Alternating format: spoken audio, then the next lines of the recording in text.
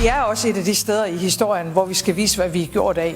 Hvis Europa lader sig true, og hvis man kan gennemtvinge sine ønsker på bekostning af de mest grundlæggende værdier, nemlig respekt for befolkningers selvbestemmelse, folkeretten og staters suverænitet, så kommer vi til at stå et meget, meget svært sted. Så vi skal vise, hvad vi er gjort af, og det synes jeg, Europa gør lige nu.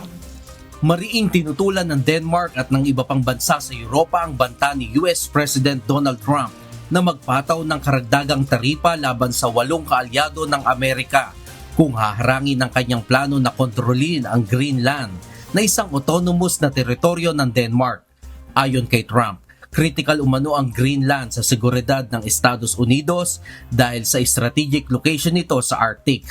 Babala ng US President, magpapataw siya ng 10% taripa na maaring tumaas hanggang 25% laban sa Denmark, France, Germany, United Kingdom at iba pang bansa kung walang magiging kasunduan.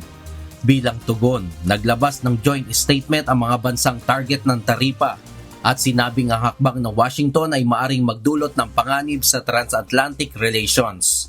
Ipinahayag nila ang buong suporta sa Denmark at sa mamamayan ng Greenland at iginiit ang paggalang sa soberanya at integridad ng teritoryo.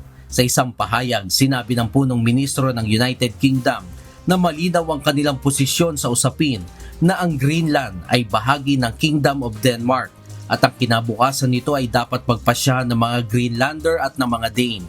Binigyan din niya na ang seguridad ng Arctic ay mahalaga sa buong NATO at mali umano ang pagpataw ng taripa sa mga kaalyado dahil lamang sa pagsusulong ng kolektibong depensa ng alyansa. Samantala, sinabi naman ng Prime Minister ng Spain na kung totoong sasakupin ng Estados Unidos ang Greenland, ay makikinabang dito ang Russia at ikatutuwa ito ni Putin. Una invasión de Groenlandia por parte de la administración estadounidense haría a Putin el hombre más feliz del mundo. Sería el hombre más feliz del mundo. ¿Por qué? Uno, porque de alguna manera legitima su invasión y su acción unilateral y cuestionamiento de la integridad territorial de Ucrania. Y dos, porque mucho me temo que si se produjera esa invasión de Groenlandia por parte de Estados Unidos, sería la carta de defunción de la OTAN. Binigyan din ni Sanchez na ang anumang paglusob sa Greenland ay maaaring magbigay daan sa mas malawak na destabilization ng Europa at pahinain ang alyansa ng NATO. Groenlandia no es un capricho inmobiliario, es un territorio que tiene su soberanía, que tiene sus derechos. Y si alguien tiene que decidir el futuro de Groenlandia, pues tendrán que ser sus gentes y también en este caso Dinamarca. Dagdag pa ng leader ng Spain, hindi dapat ratuhin ng Greenland bilang isang ari-ariang maaring angkinin ng mas makapangyarihang bansa.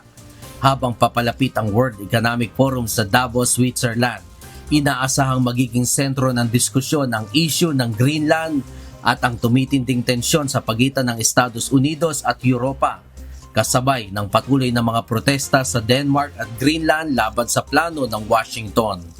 Pong Mercado, UNTV News and Rescue, Winnipeg. Diyos ang aming sandigan, serbisyo publiko ang aming pinahahalagahan.